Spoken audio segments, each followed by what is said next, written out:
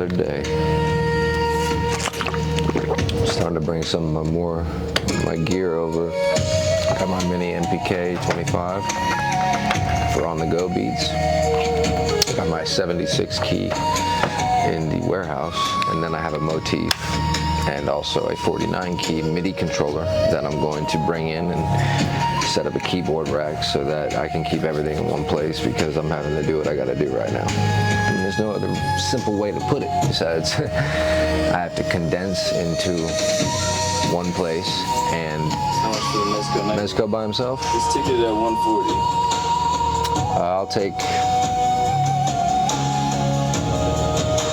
105. So 105. Might have been too low for the first go, but fuck, man, we need to start somewhere in life, right? I'll take $100, bro. It's yours. Up to you, Alvarez.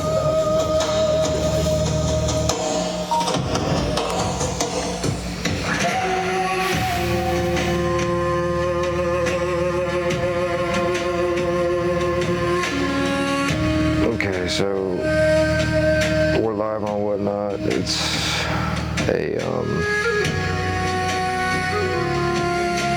a Friday, and well, I'm grateful for another day of life.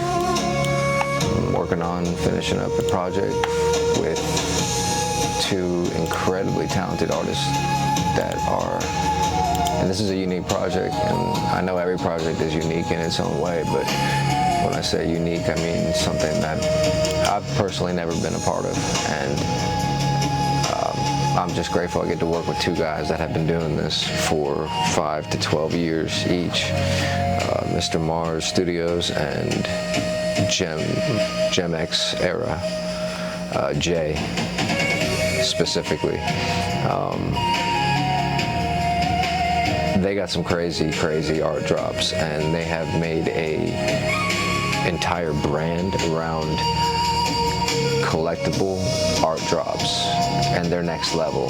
Like, these guys are professional to the T when it comes to their craft, and they have mastered their lane, which, you know, is super important in the big picture of things when you're growing a brand like they are, and like we are at Zillion and Epic Toy Sound. There's a lot of moving parts and multiple collabs at once. Shout out to, who is this? This is Mon Ami by Epic Toy Sound. This is off of the Mutations Mix Volume 1, the first X-Men tape that we did, that has to do with, like, we don't name the songs directly after the characters, but we do like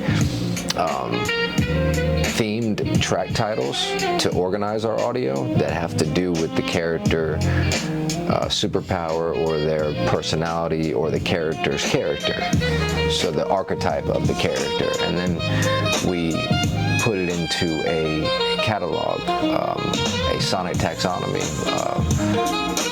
We created the official pop culture sonic taxonomy, which is a massive encyclopedia of audio for pop culture, using different archetypes like hero, villain, vigilante, mutant,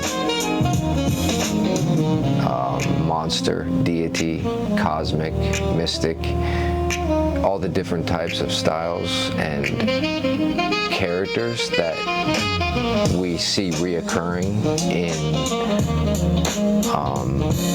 stories and in movies and themes, and especially pop culture themes. So what we've done is just put this into a big way to organize our audio, because we have 20 years worth of creations, and if you're a beat maker or a producer and you worked in the studio a lot, you'll know that you can make a lot of music, especially when you lock in and, you know, you're by yourself and doing the creation thing. Now I understand. Like, I look back in my life, and I was working at Guitar Center one period and selling the dream, man.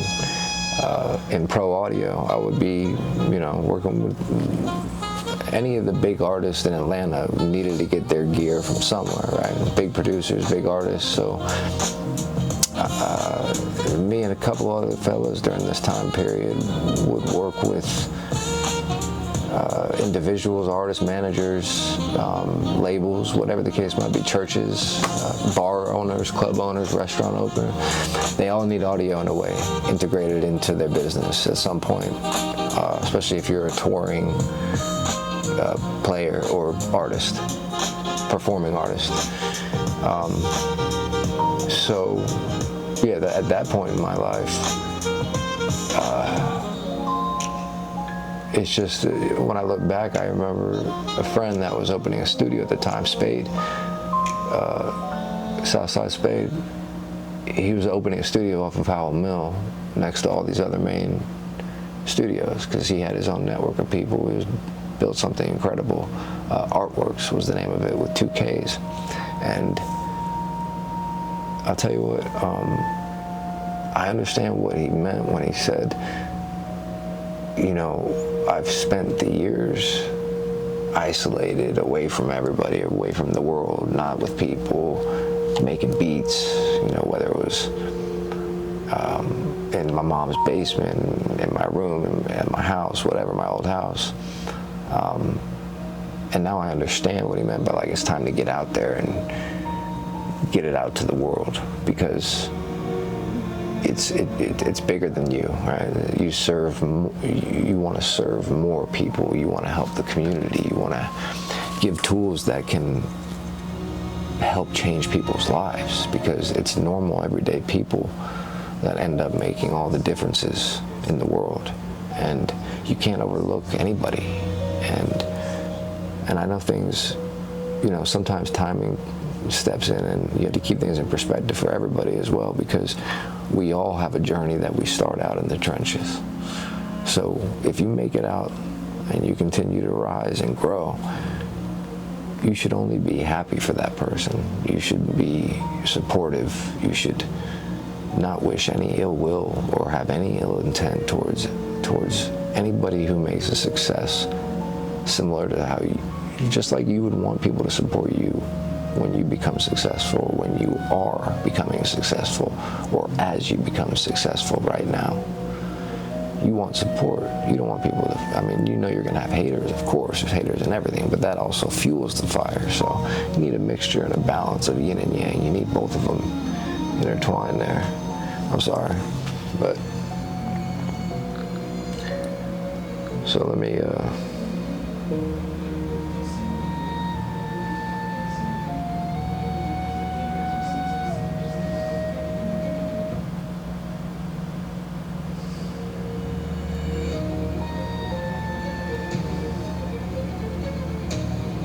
okay. That's a good segment 1. All right.